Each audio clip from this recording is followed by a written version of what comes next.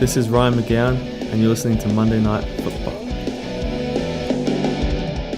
And there is your first lesson for the night. Don't ask an Aussie to try and say the word Fitba. It just does not happen. Despite having been employed in this country to play Fitba for, 6 years? Yeah. Something like that. And it just didn't happen. He just couldn't quite... Great, though. He spent hours with us last week, and he was well game for giving Fitba a go, but it didn't quite happen. But it's good. We've got the intro out, and we thank Gowser for all of his time for the millionth time. Ross, how many times did you say thank you to Gowser last week? I think it was getting beyond creepy at one stage, but yeah, I'm surprised his parents never said Fitba in front of him as well. That's true. But what a guy. There was a few colourful ways for us to try and get the concept of ball across to him that we can't quite repeat. Has no one ever said, I'll kick you in the you-know-what?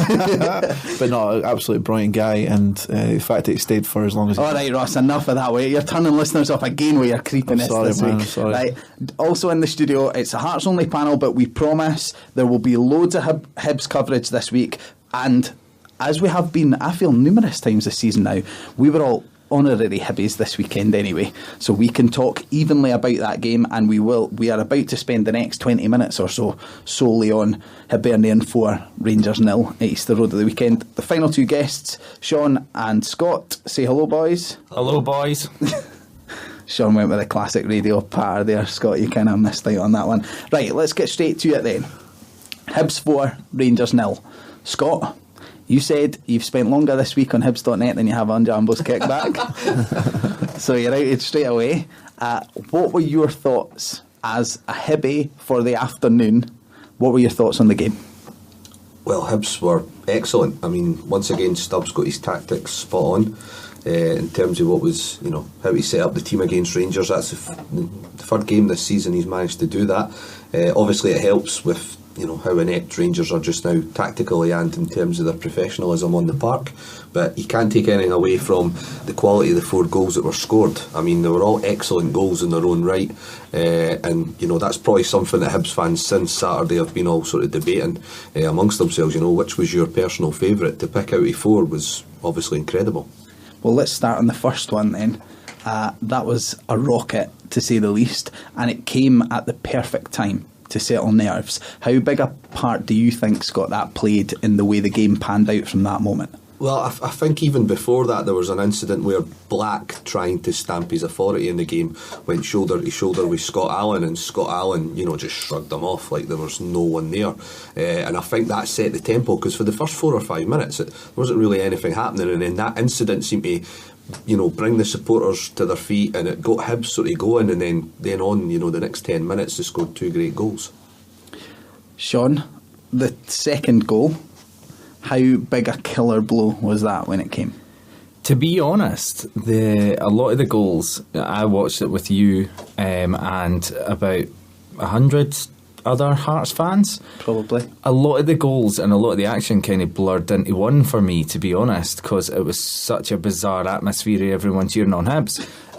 From what I remember, it was a big one. You could just see the full Rangers team deflate. Not that they were too inflated before that, but no, I thought it really took the sting out of them. I think they started okay, but the second goal, they just capitulated after that. It is interesting. You realise how football games happen in such, tiny little microcosms where you can have a feeling and you feel like it goes on. When you look back, you think that was maybe 20 minutes of the game, and you realise in hindsight it was 2 minutes. I thought Rangers came out the blocks fairly strongly, and for 2 or 3 minutes I felt like, this is maybe a damp squib. This has maybe got old-fashioned 2-0 Rangers written all over it, and that felt like it went on for a long time, and in actual fact it was probably 3 minutes. And then Hibs started to dominate, and by 12 minutes the game as a genuine contest was over. Ross, did you think was there any suspicion on your part after the 12th minute, after Jason Cummings scored? Did you ever think Rangers were going to get back in that tie? No, especially when you're doing substitutions in the first half straight away. Half an hour into the game, Black comes off, you're sticking Hutton on, and I mean, going through the team, you don't know how much these kind of guys that are coming into the Rangers team can cope with some of the Hibs players, because they do have a good starting 11, and especially 2-0 going into the half time. Rangers are now kind of going, how bad can it get? I kind of get the feeling that in the dressing room they were all looking at each other, not knowing who's going to step up. Considering the players they've got in the dressing room in terms of experience, I'm very surprised that didn't happen. So I'm just as baffled as everyone else. I mean, and how the game turned out, and Hibs will obviously be delighted at that. Scott, as supporters, I think we can sometimes place the emphasis on the wrong things. Sometimes we look at a team and we give the credit to the manager as it being a real tactical triumph, and in actual fact, when you maybe look back, it was all about individuals. It was about individual moments of brilliance that won a game, and vice versa. Sometimes you look at it, that's a team where they come up with moments of quality, and then you look at it and you think, well, actually the system was in place and it was a real concerted display. Which of the two do you look at that win as being at the weekend? I think you've got to give Stubbs the credit for possibly telling his players beforehand, especially his 4 midfielders, just use guys, play wherever you want today, keep moving off the ball, keep looking for the ball further up the park. I've never seen Robertson and Craig so high up the park for Hibs, and maybe that was because they knew that Rangers couldn't offer much going through the middle of the park, so he just thought, we're going to get all 4 guys sort of playing invertedly and sort of just playing off one another, and that did help for obviously 3 of the goals, really. I mean, Robertson and Craig were so far up the park for 2 of the goals, and Craig was pushing forward for the second one. I think you have to give Stubbs the credit for that. Obviously, you've then got to praise the players. Obviously, Allen put in a great performance again, set up 3 of the goals. Back 4 looked, strong, although they didn't have too much to cope with. Craig and Robertson looked like different players, and then up front I thought Malonga was excellent. Cummins was quite quiet, as was Handling, but Cummins done his job, he got his goal, which is what he's there to do. I hate talking about Rangers, and as much as possible we are going to avoid talking about Rangers, but you can never fully appraise a performance without considering the opposition that the performance was put in against. How much of Hibs' triumph at the weekend, Scott first, because I'm going to offer this question to all of you guys, how much of Hibs' triumph at the weekend was down to Hibs putting in the best possible performance that they could, and how much of, especially the resounding nature of the victory, was down to the fact that they faced an opposition in disarray? Well, I think Stubbs will offer Hearts more respect in his team selection next week. I think Craig and Robertson will play as sitting midfielders on Saturday, compared to the sort of roles that they seem to be given last week against Rangers. I mean, there was no one anywhere near Allen for the whole game. Now, they did bring Black off, and I do understand why. And then they brought on, King of the Nando's Hutton. But then, what else do? You surely bring on another midfielder, try and shore it up in there. You could tell that Hibs, kind of like what they done against Hearts at Easter Road, they dominated possession in midfield. Yeah. And Allen was getting all the time in the world. Now, I'm hoping Hearts have learned from that, learn from that lesson next week. But yeah, it is hard sometimes to not, discuss the shortcomings of the other side, especially when they've been thumped 4-0. But there was nothing about the Rangers' performance that, surprised you. I mean, Neil McCann even alluded to it beforehand. He got that feeling even during the interviews with both managers that there was only going to be one team that were going to win today. Sean, how much of it, even as a percentage, how much do you put of that 4-0 victory? What percentage was represented by Hibs performing to their capacity, and what was Rangers underperforming as much as humanly possible? I think it depends on sections of the game. I would say it's about 65-35 in the favour of Hibs playing well, because they really did play well. I say to you when we were watching it, the cutback from Handling for the second goal to Cummins is brilliant. Simonson, once again, I thought should do better for that. If he stands up, he can get a hand to that and cut it out, much like if he takes a step across for the first goal, he can cut it out. But they're both magic moments by players, just individual bits of class, which he doesn't do a good job with, and the Hibs class shows through. So I think there was mistakes, much like Black having to come off in the first half early on because he's been stupid and almost got sent off, or could have got sent off on another day. But no, back to Scott's point, Malonga played brilliantly up front. I thought he'd done really well at holding the ball up, and Lincoln in the midfield. We spoke about it the other week, how good Gray is going down the right hand side for them, and how Scott Allen can pick the passes in the midfield. And I thought a lot of other players kind of stepped up to their level, but Rangers made it fairly easy for them to step up to that level.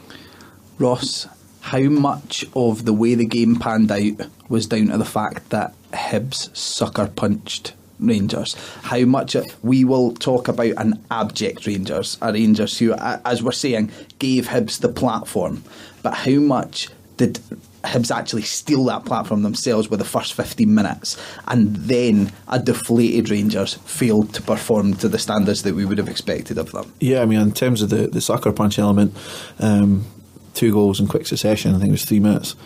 Straight away, that's 2-0 down. You know, you're going to go into a second half, you know, slightly kind of wondering how it all happened. And there was a couple of situations in the first half where Rangers did come out and they had maybe 1 or 2 chances, but I think it was more of it was more active in the second half in terms of the sucker punch, because Rangers started getting slightly more into the game.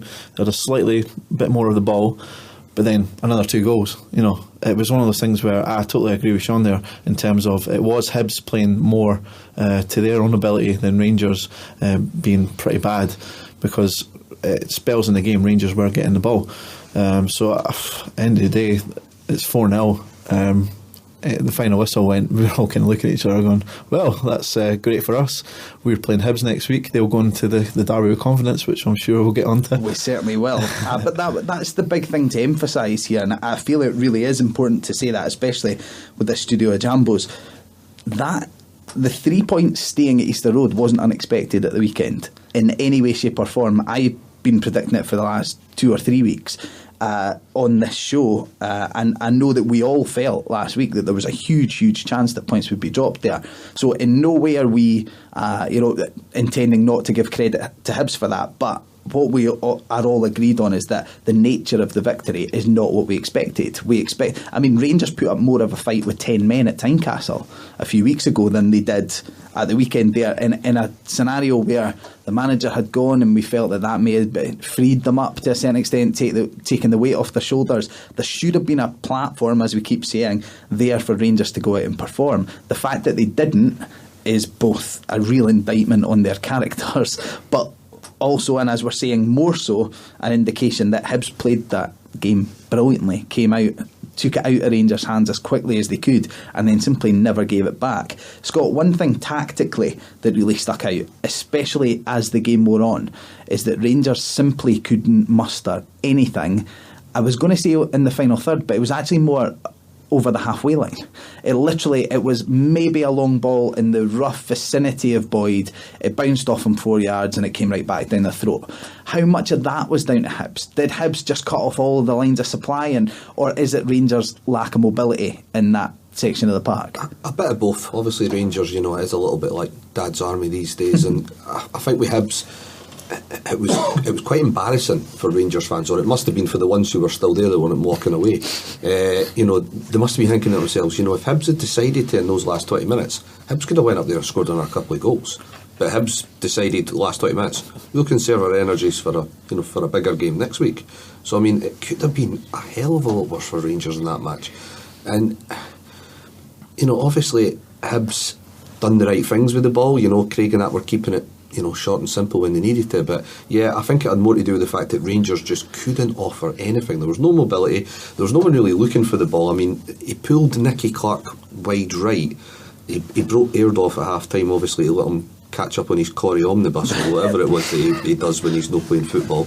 And I think he's just thought, right, this'll work, we'll get the ball because we're Rangers, we'll get that 15-20 minutes. I still think Rangers and Celtic still believe that they're still in this world where even when they're 2-3-0 down, teams are going to be feared of them. And you could see for the way the crowd reacted in the first half, they were starting to sing ole ole when Hibs players were touching the ball in the first half at 2-0.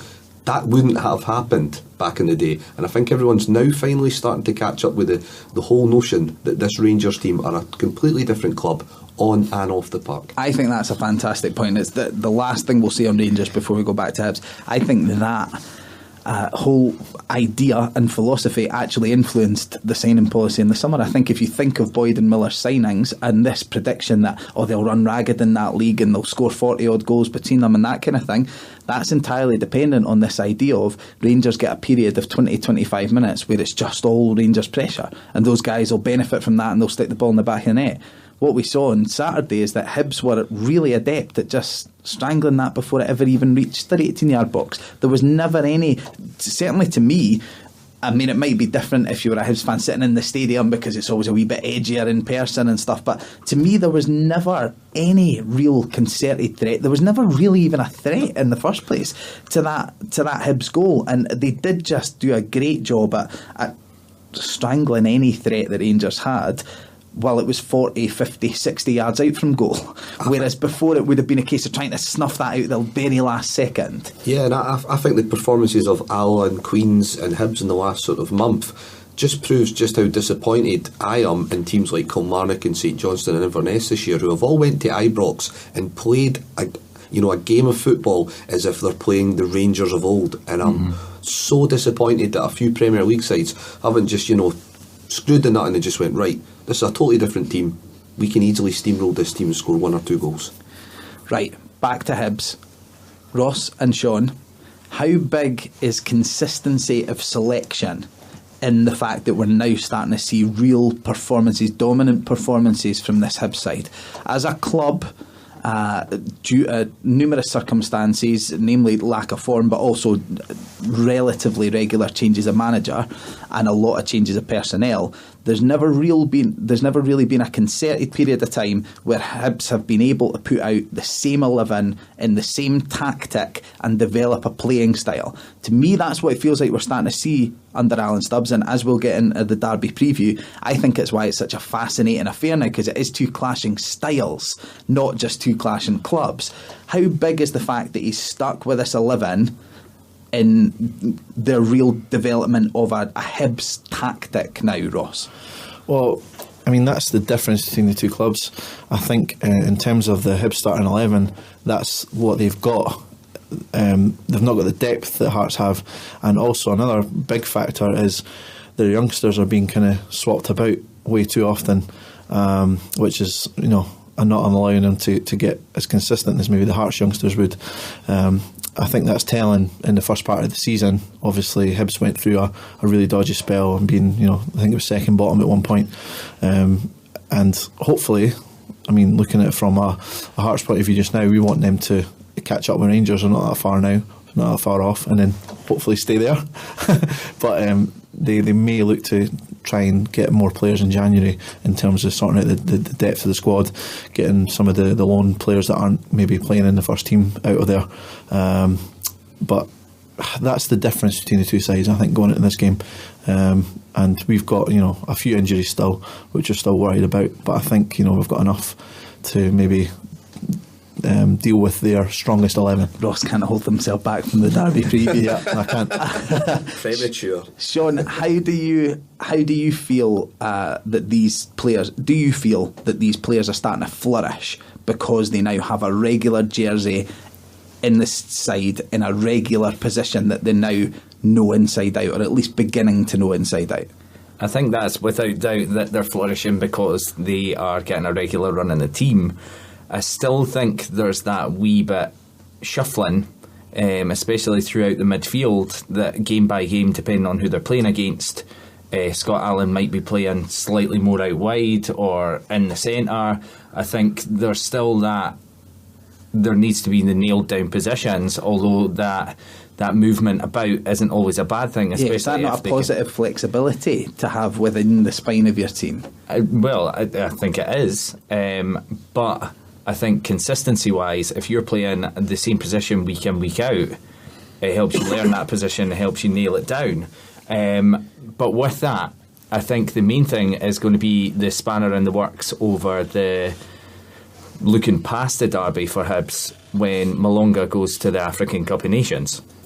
Then they've not got that focal point up top that is the consistency who's been there for a long time and the top goal scorer. Unless El Alagui can come back in and get right back to it. Yeah, but that's I would say that's asking a lot for someone who's been out for half the season at this point, who, when they first came in, was, I mean, how close to their pre-season was El Alagui signed?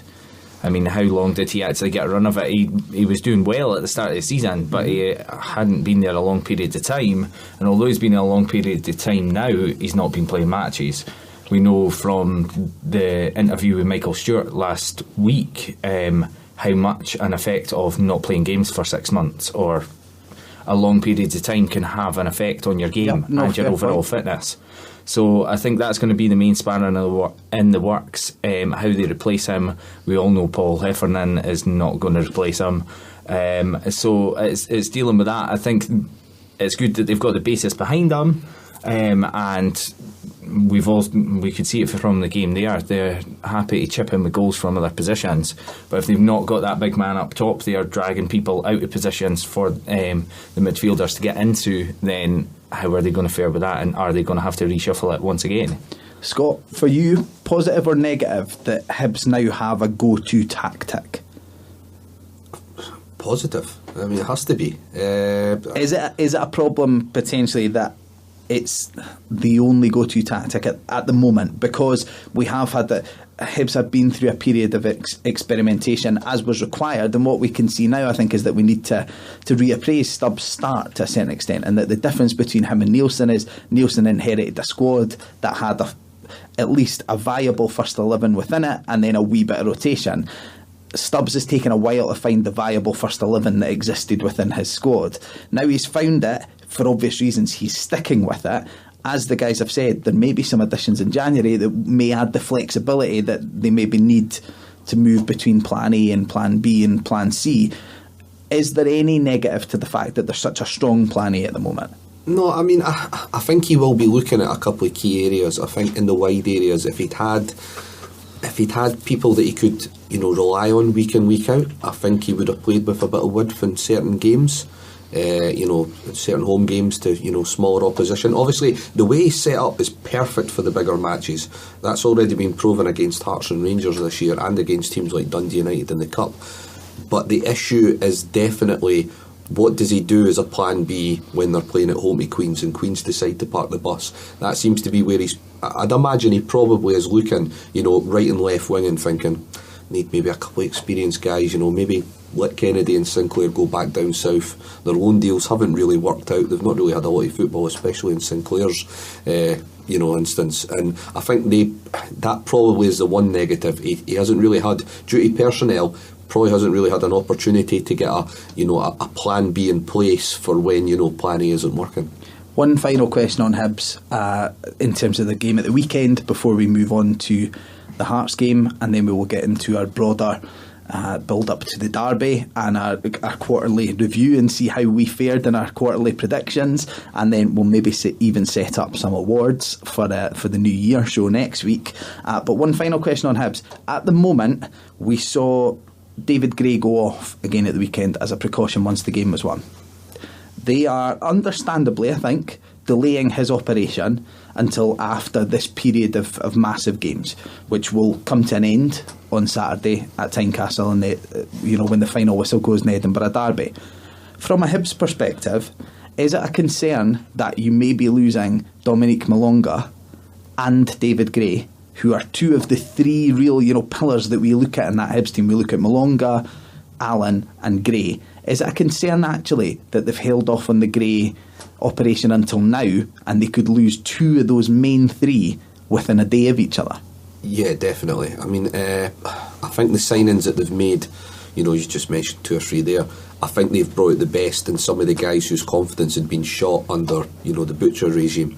And I think if you were to lose those players again and you brought in, say, maybe Heffernan and Booth and somebody else, I think you would see a different Hibs. I really do think keeping Allen fit and getting him properly match fit, which he's starting to look, and obviously losing Malonga and possibly Gray in the long term, for a month or two might not be great. As we've seen with Hearts, we've lost so, and although we have pulled results out the bag and we've managed to sort of scrape a couple of 1-0s here and there, you can see a change in Hearts' style of play, which has been good in some games. It's been great to see Keaton's get involved, but in other games we've been crying out for a focal point up front who can hold the ball up for 5 minutes, give us a little bit of, take a bit of pressure off the midfield in the back four. So you can see even in Hearts, yes, we are top of the league, but even we could say after some games in the last quarter, we have missed certain players. I think David Gray's the huge one for me. I spoke about it a couple of weeks ago. He's the natural width that is provided to the Hibs team. Whenever it is congested, he's always looking for the ball. That's the main thing. Is whenever Hibs are in possession, he plays like a right winger, which is mental. Really, how much he flies forward, and yet when they lose the ball, he seems to get back. He, for me, is their star player. Everyone's been talking about Scott Allen, but his engine going forward and just his touch, his composure with it, the way he manages to take the ball down from the diagonals is a huge thing. And if he had to go off 15-20 minutes into the derby next week, I would fancy our chances a lot more, because he is the one threat that I really see. And if he's missing for an extended period of time for Hibs, then I would worry slightly, because although Booth's came in, the past couple of times I've seen him come in, he's done a solid job. Stevenson moving to right back, it's then once again, it just narrows the play completely, and it really doesn't, it limits their options moving forward. And once again, you're playing with a left-footed player at right back. Okay, let's segue on to Hearts then.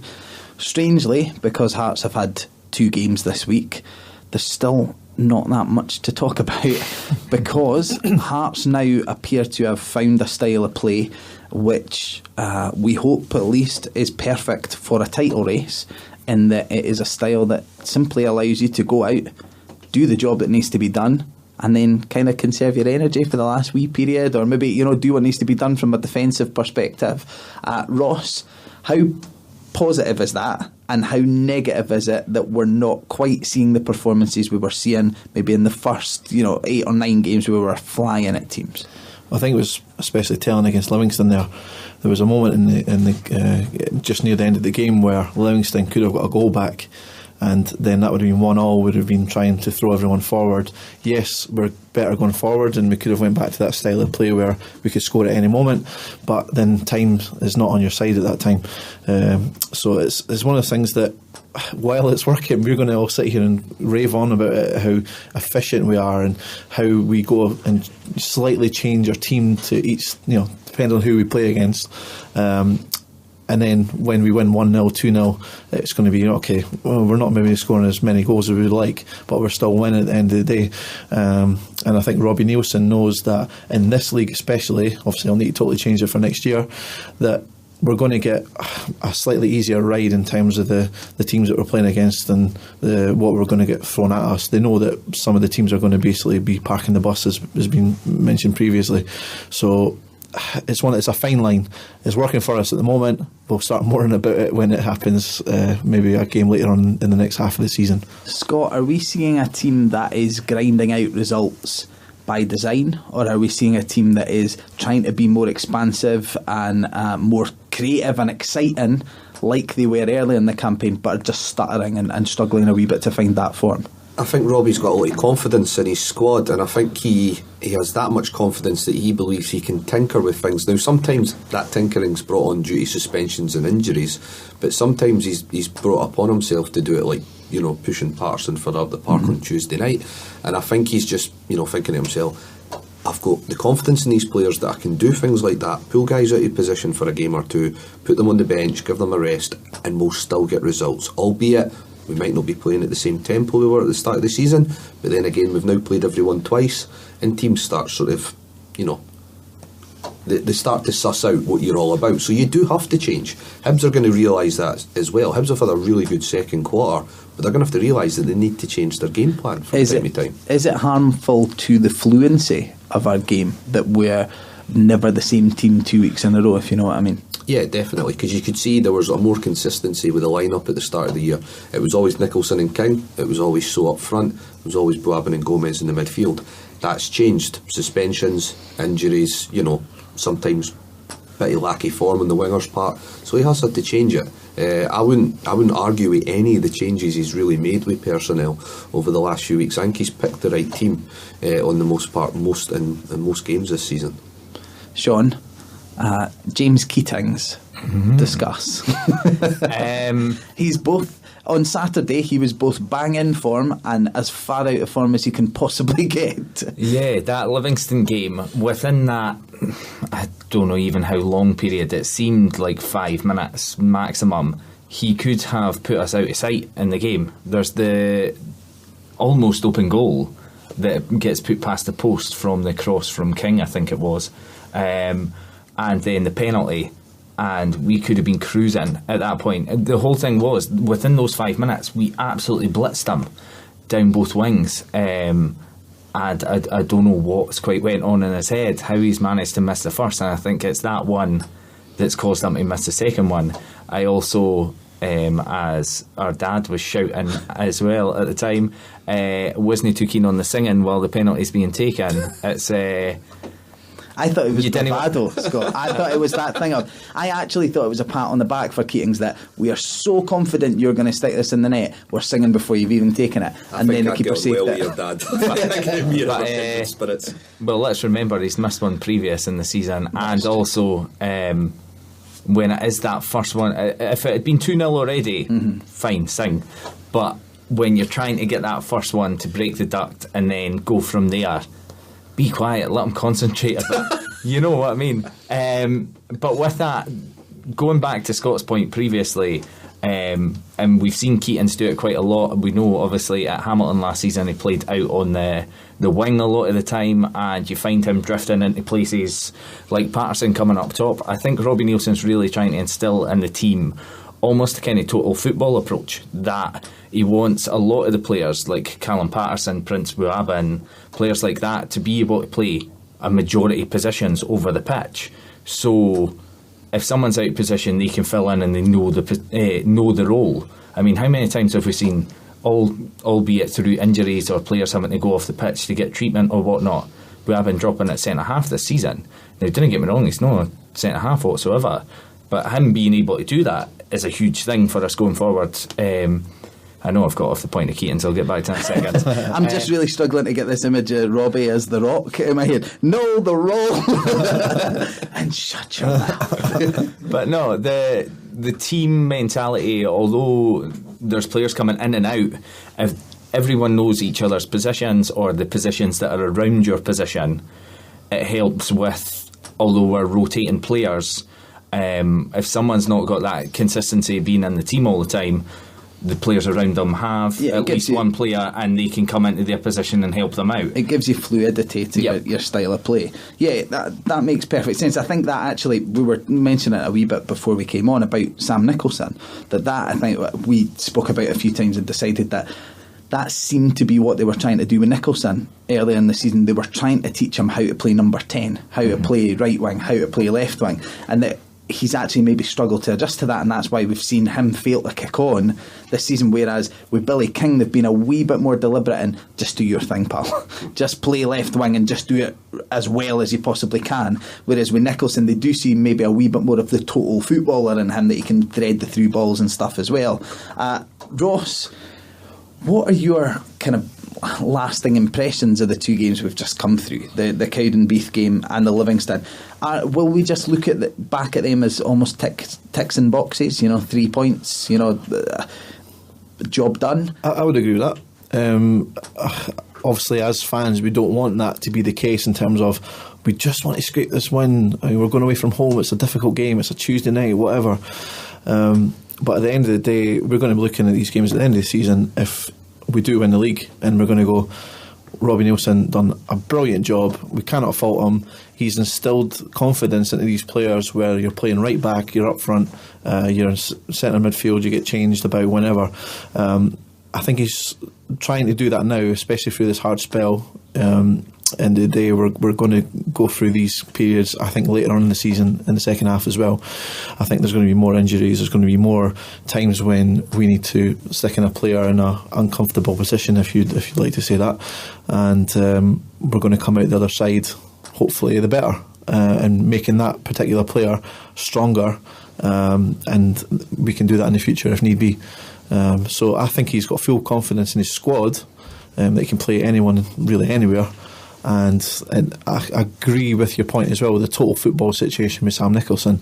I think he's tried to do it a couple of times in different positions, left, right, even with Jamie Walker as well, slightly throughout the season. I think Jamie Walker's come out a better player because of it. Maybe not Sam Nicholson as much, but at the same time, Sam Nicholson is really good at what he does, so I'd stick him on the wing. Any problem, no problems whatsoever. The only time we've come up with a situation we need to really, really worry about is up front, and I think Robbie Nielsen will sort that out in January. I know there's a couple of players that he's looking at just now. It's debatable whether they can do the backup role as required, but again, we'll talk about that. Okay, final point on Hearts, and it comes from something Ross said there, which is a phenomenal point, because it challenges a cliche that I've long kind of taken issue with, which is this idea of we'll take a 1-0 victory every single week because at the end of the season you win the title. Now, there's a few Hearts fans that would still say that now. I'll take the scrappiest 1-0 victory every week because at the end we'll be champions. And it's true, especially given the position Hearts have put themselves in, it is true.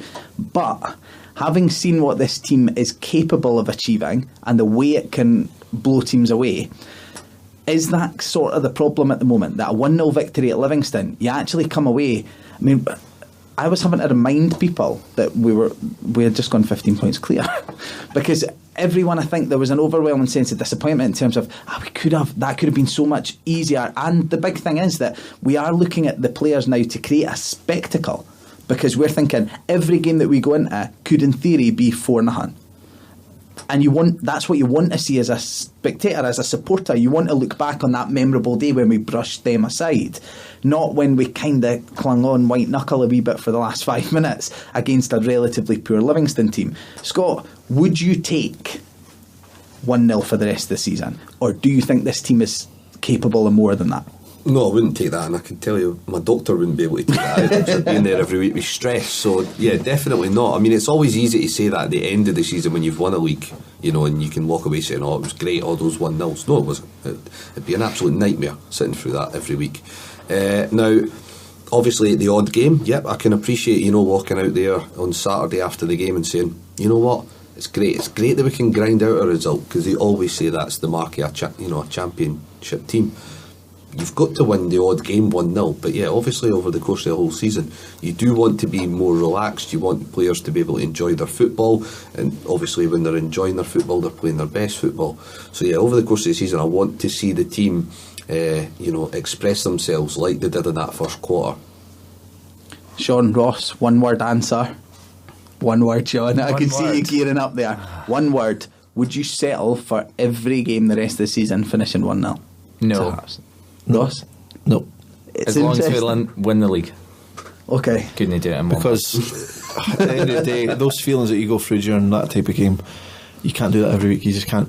I mean, yes, you're getting a win, you're coming away with a win feeling, but every win's a relief rather than. But there's also, I think there is now that thing that if you've established that in the first half of the season you can win 16 and draw 2 while dominating probably half of those games in terms of scoreline, for the second half of the season you would say, well, we won them all, but we kind of showed that we could win at least most of them in the first half, but we did it in a much more exciting style. So it was totally off topic, but I just wanted to kind of put the kibosh a wee bit on that theory of win every game 1-0, son. Like you say, but I had a heart attack with 13 games to go, Dad, so I didn't really enjoy it as much as I would have. We have played that second quarter without as well for 8 of those 9 games, and we did discuss him at the start of the season and felt that without him we'd struggle to win games. So the fact that we've done that.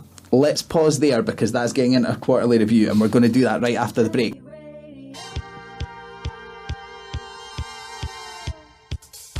Radio Saltaire is a community radio station located in Trinent and East Lothian. We are looking for presenters and station volunteers of all ages. So if you think you've got what it takes or always wanted to give it a go, we can train you up and give you that opportunity. So please get in touch by emailing info@radiosaltaire.org or contact us using the website www.radiosaltaire.org. radiosaltair.org, community radio station for Scotland. And we are back on Monday Night Football on Radio Saltair. We hope you enjoyed that wee snippet of the Mikey Stewart interview. If you did, get yourself onto iTunes or to YouTube and search Monday Night Football, and you will find our... that was a wee bit Ryan McGowan. No, Monday Night Football. Like, you just forget. Like, that was a bit Southern Texas. Football. Yeah, so search Monday Night Football. And then you will find that interview in its entire kind of 2-hour state, and we think you will enjoy it. Equally, we now archive all of our episodes, so if you want to listen to this one again, especially after the derby, and throw our predictions back in our faces, maybe you Hibbies amongst our audience especially, then that will be possible for you. The podcast nowadays should come up on the following Tuesday every week. So we record tonight certainly by this time, but probably by about 8 or 9 tomorrow night, the podcast will be available. If you're listening to this on the podcast, it kind of creates a tear in the space-time continuum.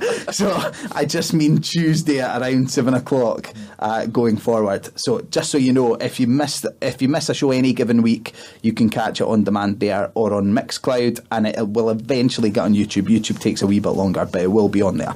Right. With that out of the way, in fact, one last thing, facebook.com/Monday Night Football, and Twitter, it's at MN Football. Get in touch with us, let us know who you want to hear as guests in the show and on the show in future, or any content that you want us to discuss. And yes, there is a competition at the moment. Very good shout, Sean. There's a competition at the moment that you will hear described in detail on the Michael Stewart podcast as well. There's a competition to win Ryan McGowan's signed jersey from his Chinese team, Shandong Lineng. I've been practicing the pronunciation. I think on the podcast I say Shangdong. Yeah, you do. And then it's only... Thanks, Sean. Most people do. And then it's only when I Googled it I realised there's only one G. Yeah. So it's Shandong Lineng. You can get a signed top. It's sitting in my cupboard at the moment. And I've not tried it on yet. I promise. I keep having to tell myself that a large is pushing it, unfortunately. Yeah, so don't worry, this is a legit competition. None of us, it wouldn't fit any of the exactly. guys in the studio. So it's fine. We do Speak have to for give yourselves it away. here, Scott. Come on. So yes, it is a legit competition. All you have to do is go into our Facebook or our Twitter, find the picture of Ryan McGowan and the status that's contained there describing it. You need to share that, and you need to make sure that, or retweet that, and make sure that you've liked or followed the relevant page. If you want to do it on both, if you want to follow us on Facebook, like us on Facebook and share the status there, and follow us on Twitter and retweet the status, you will get double the chances of winning. So everyone is probably encouraged to do that. If you have any interest at all in winning a signed Ryan McGowan Shandong shirt, which is yours for the taking. Lovely colour as well. It is. Well, that's a bit of a Rangers thing to say. Yeah. The competition will end on January the 15th. So you need to have reshared the post and liked our page by January the 15th, at which point competitions will close. We will have a big ceremony to make a draw for this, and we will give it away, as Scott says, completely fairly. It will go to one of the people who have carried out the instructions that we've just laid out there. I'm going to throw in a second place prize here. We'll get 5 people who'll get a signed photo of Teeny and Tiny Tiger as well. I'm very close friends with the Tigers, so we can get that sorted. Okay, well, I don't know if that encourages people or discourages people. Hey, I got a signed photo of Harry when I was like 10, and it made my year. Aye, but that was Harry, though. He was special. Thanks. Okay, let's move on. Breaking the fourth wall here. Okay. Let's move on to the quarterly reviews. Let's do those for 2 minutes before we go into the derby preview. Scott, you have an encyclopedic knowledge of football, as I have found out numerous times over the last couple of months. You, I assume, remember what we all predicted for quarterly. I thought so. I didn't really. I had to listen back on the show a couple of weeks ago. Let's do Hibs first. How did we fare? Right, well, Hibs, as most of the Hibs fans will know, amassed 20 points out of 27, which was a huge improvement on the first quarter. Now, I did say they were going to be largely, fairly inconsistent in the second quarter, and it was looking that way until the last few weeks, and I did say 12 points, so apologies, Hibs fans. Yourself, Mikey and Ross actually said 17, so you weren't far off, to be fair. Okay. So that was what, 1 win away? It was 20 in the end. Yeah. 1 win away. That's not too bad, I think, especially for a Jambo predicting. I mean, if the Hibbies were that pessimistic, although at the time we have to remember that wasn't pessimistic. 17 points was because of they had such a disjointed and disappointing start to the season. 17 points at that point was a significant improvement. Yeah. But they've come up with better 20 points. That's I think positive for everyone. I think pleased with that, especially given where it puts them in the table to push Rangers now to the limit, especially when Rangers are falling apart. And not too bad. I think it doesn't expose us as being know-nothings too quickly into the show. I think we did. You and I certainly did slightly better on Hearts as well, didn't we? Yeah, I mean, Hearts obviously got 25 out of 27, so apologies, Scott Robertson, but you were way off the mark with your prediction in the papers a few weeks ago. I said 24. I think you said 23, Sam. I did. Ross and Mikey were 21. Right, now, technically, you win, but I think we should split the point, because you win in that you're a point closer, but you had us losing a game, whereas I had us still unbeaten. So, is that fair? Yeah, Am I fair cheating enough, slightly that's as fair host? enough. No, I was thinking of carrying on this kind of battle into our future second show of an ongoing kind of prediction league. I like the idea of that, actually. Yeah, and certainly we can set something bigger up, get the audience involved as well. But it's just interesting to see. A big shout out to Mikey, because when I listened back on the show, we were asked what was going to be the hardest and easiest games of the next 9 games, and Mikey predicted very correctly that Rangers at home was going to be the easiest. Yeah. So well done, Mikey. Okay, well, let's segue on. We're not going to do quarterly predictions today, because simply there is bigger fish to fry in terms of the derby. What we will probably do is quarterly predictions next week after the first game of the quarter, because that is going to have such a massive impact, I think, on both sides in terms of what they're expecting over the next 9 games and whether it is consolidation or really pushing on. So let's talk about the biggie, the derby this weekend. Scott, you mentioned that Mikey had predicted that Rangers was going to be the easiest game in the last quarter. I think in a similar vein, and I am going to play devil's advocate in this conversation, I think in a similar vein you can say that Hearts away, contrary to the league table and form and things like that, is actually potentially not the biggest test that Hibs face, because this is a game that more than others should play into how Hibs are set up and should suit their style, which is teams opening up against them and then sucker punching on the counter-attack. Does that concern you? Yeah, it's quite a strange one. I still look at that Hibs squad, and I look at the team that they're very likely to start with on Saturday, and there's still a few players in there that still need to, they are starting to win over the Hibs fans again, but in terms of a derby performance, I still think, Craig, Hanlon, Robertson, guys that were there last year when performances weren't up to scratch. I think these guys still need to sort of step up in a derby game, because it was mostly McGeoch and Allen that were pulling the strings of that last match. Ross, I think it's generally accepted that certainly in the last derby Hibs dominated the midfield, won the midfield battle. It is even, you could still argue about the first derby, I think, as to whether that was the case then. How massive is that this time around? Is it the biggest aspect of the game? Well, I think Alan Stubbs can look at this game and know for a certain that we'll have the 3 in midfield for this game. I don't think that it's going to be Gomez and Blabin in the middle there, and the 2 wingers again. I think it's going to be Piardo in there as well. So I think this is a different kind of style of game as we're going to see. I think we're going to cope better in that centre position, depending on their injuries as well, who comes back, who's ready, and if they are ready to come back, because I don't know if McGeoch's going to be maybe rushed back in for that game or not. So it is a very, very big factor, but at the end of the day, it's a new kind of match-up, so to speak. So I'm kind of giving an educated guess as well as anyone that it's going to be well matched, and hopefully Hearts come out on top. Sean, how big a test is this game of Robbie Neilson, the tactician, given that we've already said we're pretty certain that Alan Stubbs will stick with a winning formula? How big a test is it of how much Robbie learned and how he's going to implement what he learned in the previous derby? I think it'll be a big test, mainly because I think the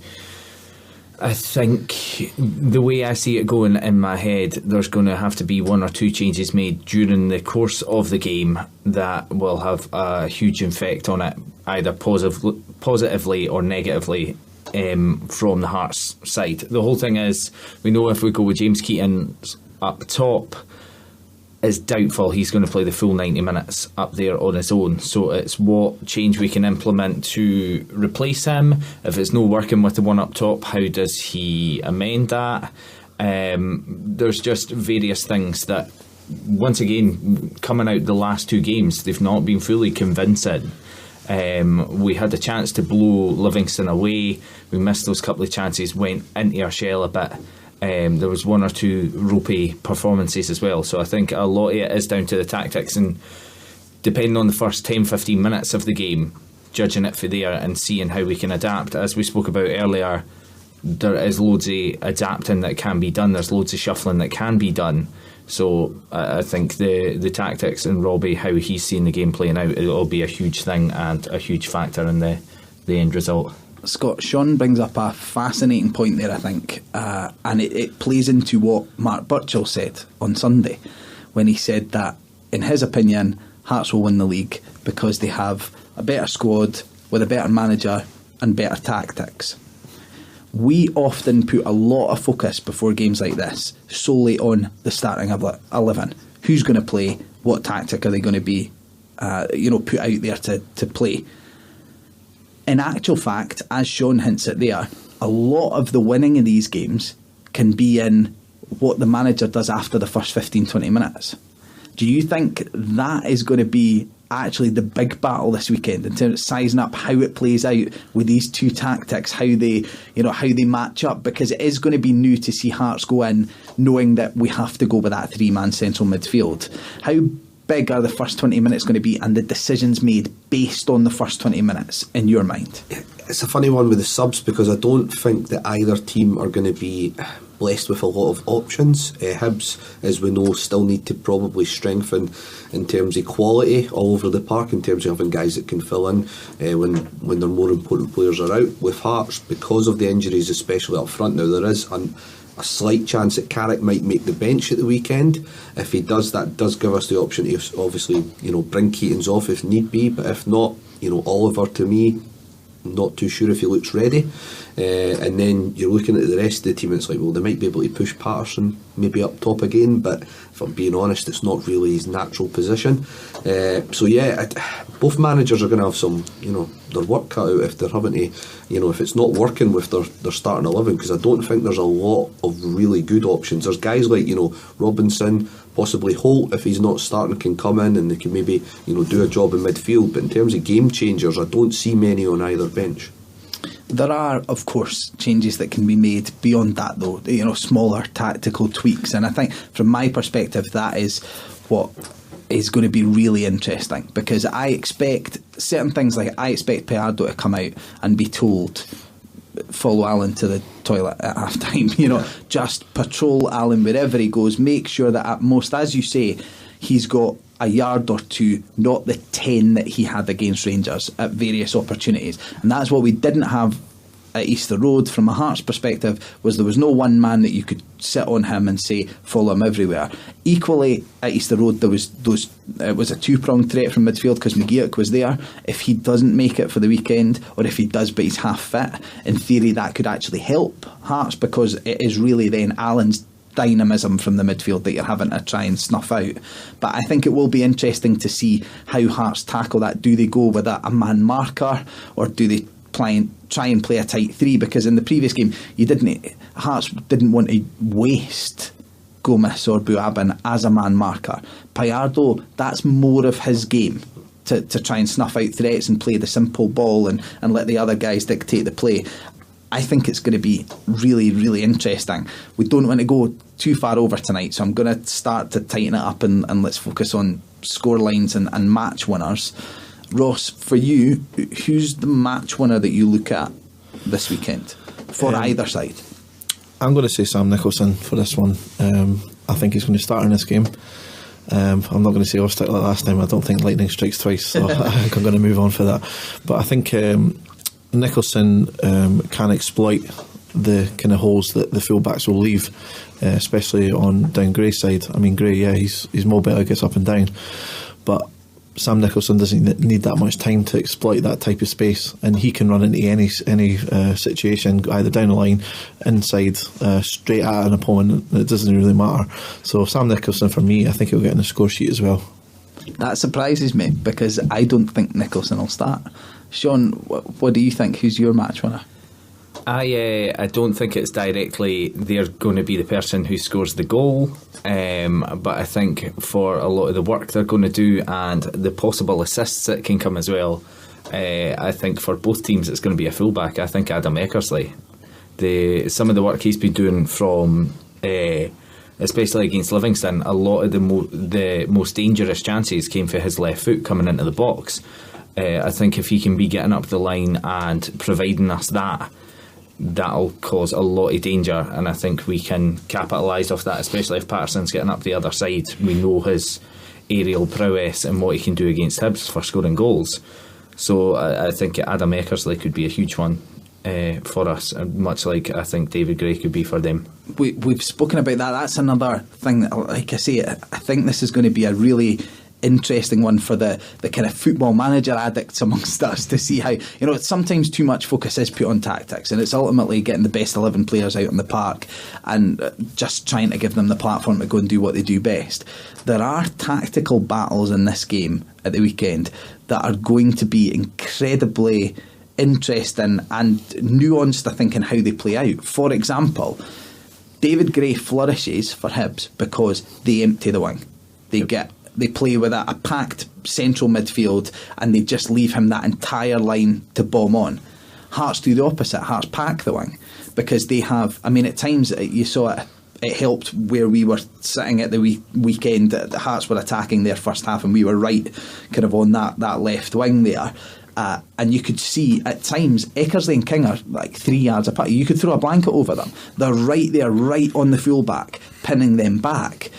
That's going to be hugely interesting to see who gets the better of that. Is Eckersley and King, to a certain extent, are they taken out of it because they're scared about how Gray hurts them? Or do they pin Gray back before he can get on the front foot? Scott, where do you look in terms of the game? Where will it be won, whether it be an individual or an aspect of either team's tactic?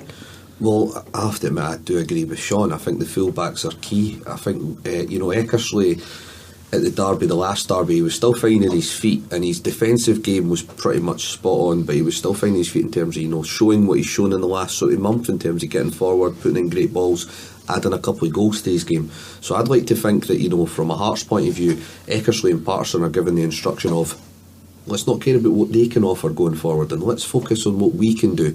Get Hibs pinned back, and stop those very too creative outlets, especially in the case of Gray.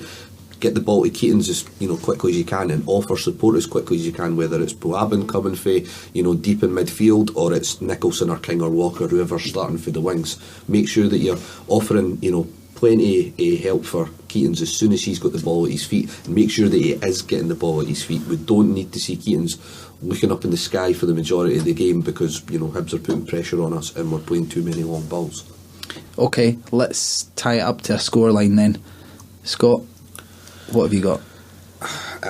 I'm still not too sure if it's my head or my heart saying 2-1 Hearts. I hope it's a mix of the two. I do think 2-1 Hearts, but it's going to be an interesting game. I don't know if it's going to be an exciting game, because too often we've seen it.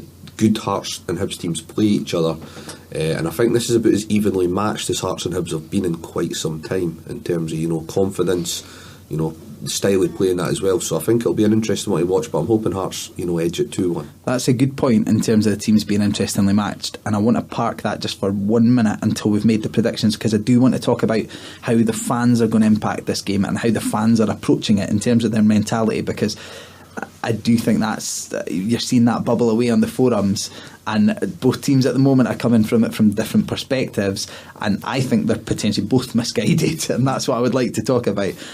Sean, before we get to that, what's your prediction for the weekend? Going purely on heart, because that's the only thing I'm getting just now. I'm going 2-0 Hearts, but that is on provided the one thing of Ali Ozturk gets back to playing like Ali Mosturk and know whoever he was at Livingston, because he went through a couple of ropey spells that he was a shadowy the Ali Mosturk that you love. So yeah, He's outed me. As long as he's back to normal, 2-0. Okay, Ross. I would say 2-0 as well.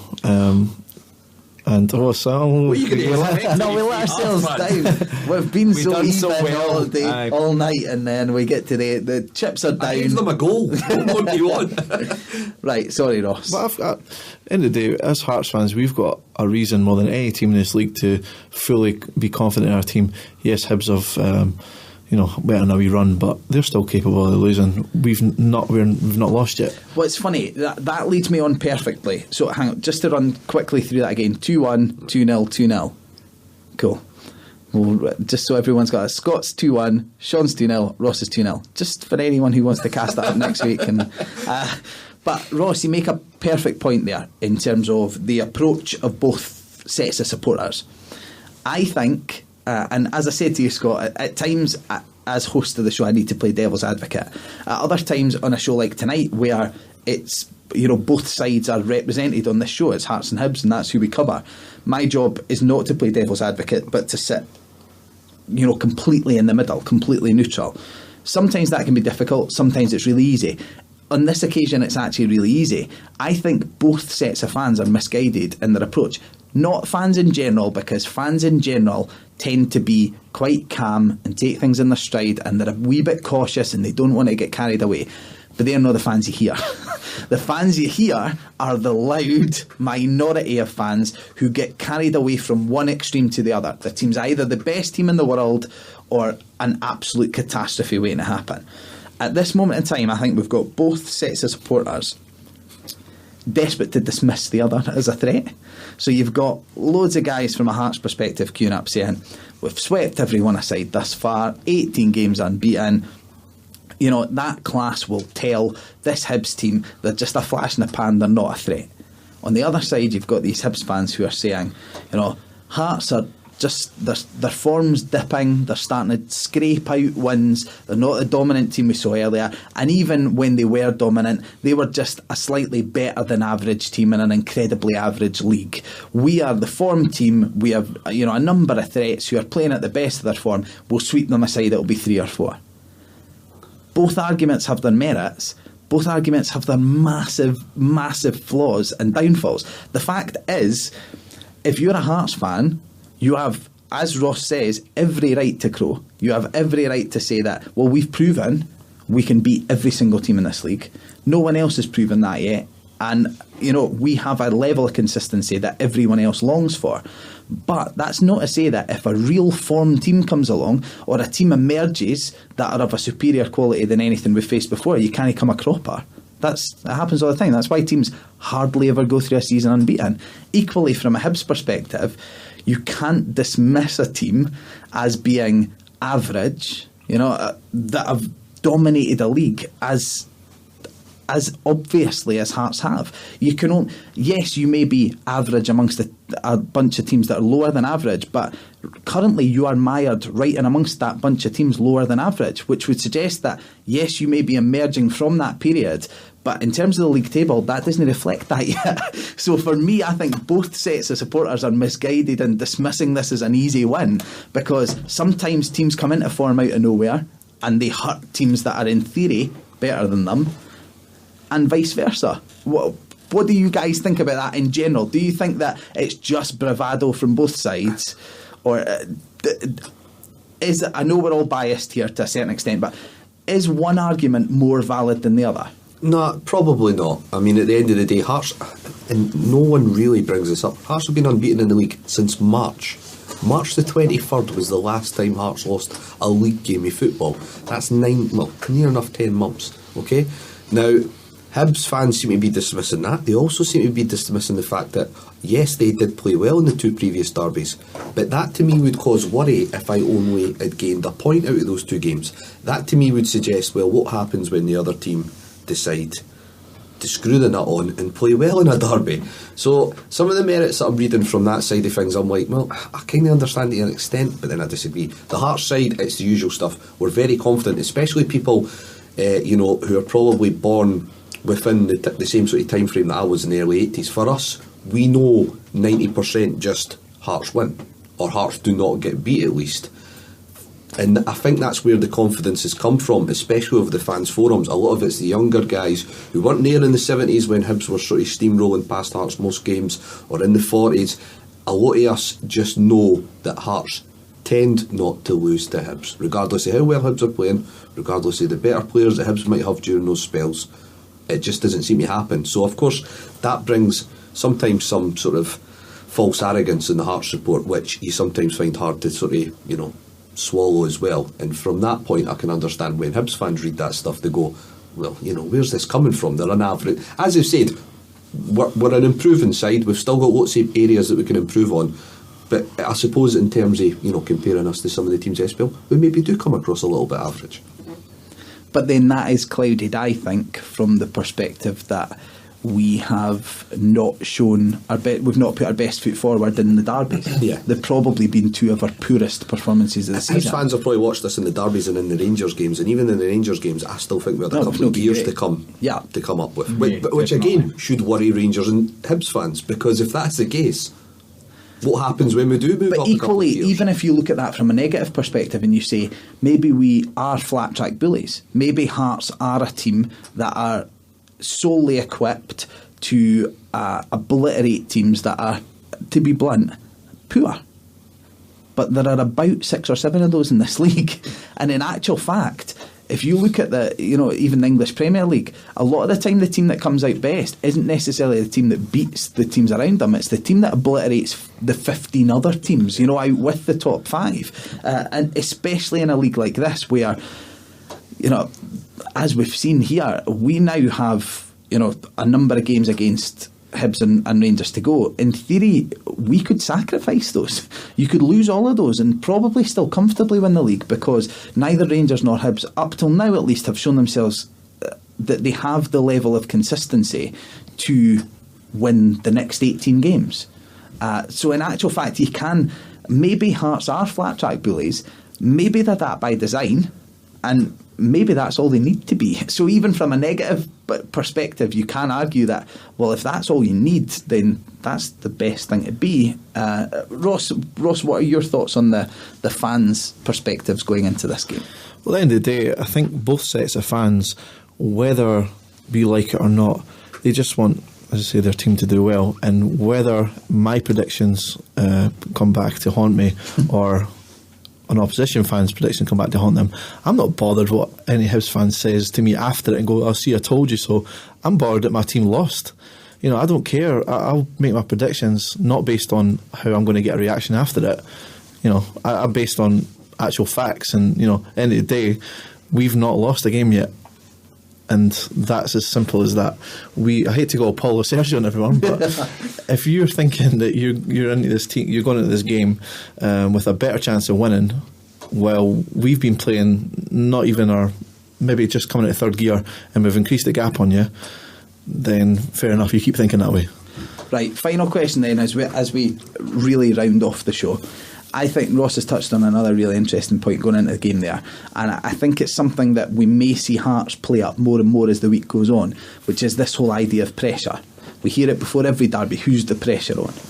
This week, I think Hibs will do their level best to tell everyone that all of the pressure is on Hearts, because Hearts are in front, Hearts have a lead to protect, and have this unbeaten record that who knows how they'll react to defeat. I think the job for Hearts to get across, as they did very adeptly before the Rangers game, is that well, that would be our first defeat, and that would be a sting to our confidence, but we'd still have a 12-point cushion. Absolute worst would still be 12 points clear. Hibs, if they lose this game, find themselves 22 points off the league leaders, and essentially any title race that they wanted to put forward is over at that point. Hearts won't lose, 8 games really that would be required to allow Hibs in. I think that is whether Nielsen wants to sink to that level, or we'll see it as sinking to that level to move the pressure back onto Hibs. I think that's important, because otherwise I do fear that Hearts are going in with this thing of, as we've seen before, we are unbeatable, and you feel like there's more at stake than there actually is. Hearts are now in a position where they should be able to say, you know what, if the loss comes, well, we've never been in a better position to react to the loss and come back as if it didn't happen, because we would never have expected to be 15 or 12 or 9 points clear at this stage of the season. Whereas, like I say, a loss could be catastrophic for Hibs, because it just kind of kills any momentum off that they've started to gather. How do you see it playing out in the media this week, Scott? Hard to say. Stubbs has been saying all the right things so far. He's been sort of given the respected amount of sort of credit to Hearts in terms of how well they've played this season so far.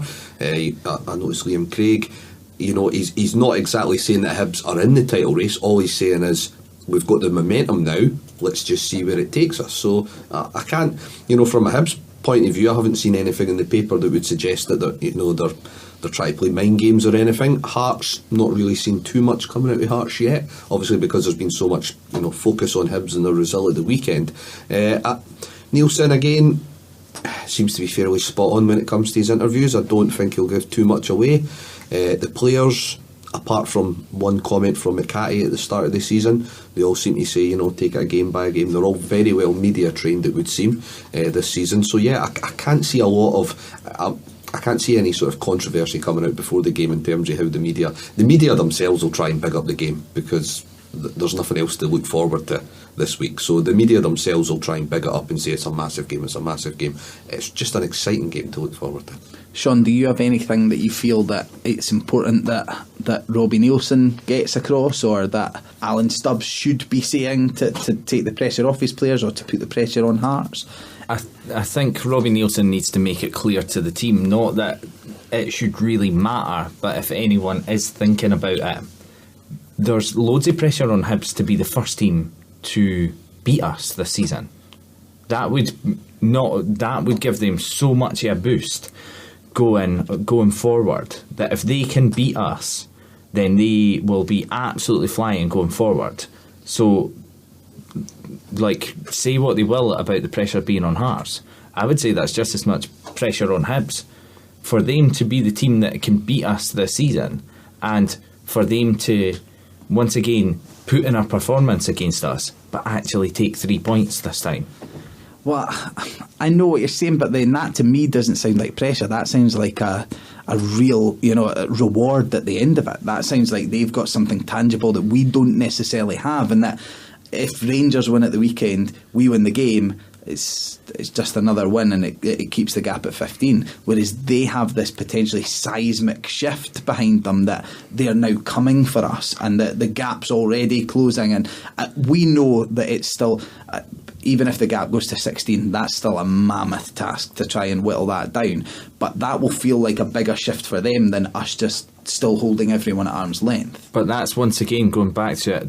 The momentum that's behind them just now is the pressure of keeping that momentum going. Because if they get beat 2-3-0 in this game, and it's just going to be mentally and physically draining on the players. That getting knocked down a couple of pegs, it's going to be almost, you feel like you're getting ready to give that big push, and it's kind of a knockout blow. I think that point certainly stands up a wee bit more in terms of that the confidence there is probably a little more fragile than it is at Tynecastle, because ultimately it's simply built up over less of a period of time, and it still is momentum rather than this ingrained belief that we are capable of achieving. Exactly, and I mean, we were at the Alloa game. They got the win under the belt, and it was good for them moving forward. But once again, very unlike the Rangers game, it wasn't exactly convincing. It was more because Alloa weren't going to score, that Hibs got their chances, and they took them when they came, but it wasn't a Trimson. So that momentum that is building, and you saw it in the Rangers game, it really is building, but they need to keep it building, and that's pressure right there. Okay, right, let's wrap it up for the night then. Is everyone happy? They've got everything they wanted to say in before the derby? Yep. All of your points of wisdom and everything that, next Monday you can sit here and say, well, I did say that was going to happen, eh? So, sure? Yeah. I'm just hoping for another picture tweet that someone's put a bet on for one of my This time on Nicholson. Yes, time on Nicholson, yeah. Because Oztuck paid off last time. Yeah. Okay, right, Scott, final thing before we wrap up. We're going to do an award show next week for the end of the year. We will also do end of season awards probably, because everyone does. But given that we've only been going a few months now, but that it's been a pretty important year for both clubs, unfortunately, as much in the negative sense as in any positive sense, we thought it was right to cap the calendar year of 2014. So we're going to do a few awards. What we're going to do is them for both teams. So there will only be one winner. Either, it won't be a Hibs winner and a Hearts winner. It will be one overall winner. So what we would like you guys to do as listeners is suggest some options for these categories and maybe tell us why, and then we will deliberate over the coming week and we will announce the winner next week. I don't know how we might actually have to try and get in touch with these people and tell them that they're winners. Scott, that'll be your job on Twitter, is to hound these people and say, you were crowned the biggest flop of the year. Do you want to speak to us to pick up your award? I'll see if I can get some wee trophies engraved or something. Okay, right. What awards are we going for then? I think we should go with biggest flop. Okay. There are a couple of very obvious examples. I can name you one guy with a Hibs connection because it'll definitely win it. Don't, because it'll spoil it. I think he may have green fingers though. Right. So, biggest flop, best goal. Best goal. I think we've got the winner of that already as well. Best player. I'll go for best or player. Most outstanding player. Will we go with? Yeah. Okay. Scott, you've got a huge list here, so I need you to come up with the last couple. I was actually thinking, best TV or radio pundit. Okay, let's go with that. We might be slightly biased on that one, given last week's interview, but okay. Can we go for best performance by a team in a game as well? We can, indeed, yes. So best individual performance. And final one, funniest moment of the year. Okay, well, okay, open it up to that. Funniest moment of the year. Can anyone remember those to recap them? Yeah. Yeah, when we listen back to it on the yes. Yeah, exactly. Right. Biggest flop, best, most outstanding player. Best goal. Best goal. Best performance. Best performance, team performance. Yes. Funniest moment of the year and best TV or radio pundit. There we go. And worst haircut. Okay, join us again next week on Monday Night Football. We will have all of the fallout from an absolutely gigantic Edinburgh derby. As I've said, get on the iTunes, you'll find the full, past record of all of the shows, all the times we've gathered here in this wee studio to spew our opinions about the beautiful game, and also our interviews with former players of both clubs, including, as we've said, the special Christmas episode with Michael Stewart and the Ryan McGowan episode last week that went on much later than it was supposed to. For this week, we're going to leave you. Enjoy the derby. We hope that we all will. Unfortunately, it's not possible for all of our audience really to be pleased by the result. I don't think, as we saw last derby, even draws tend to be skewed in one direction, but we will see how it goes, and we will certainly be here next week to talk about it at length, and I believe there will be some Hibs presence back in the studio. Definitely. Yes, good. So depending on the result though. Tune in next week for a lot of chat about that. Thank you as always for joining us on Monday Night Football. Stay tuned for a night of music on Radio Saltaire. Cheers, guys. Cheers. Cheers.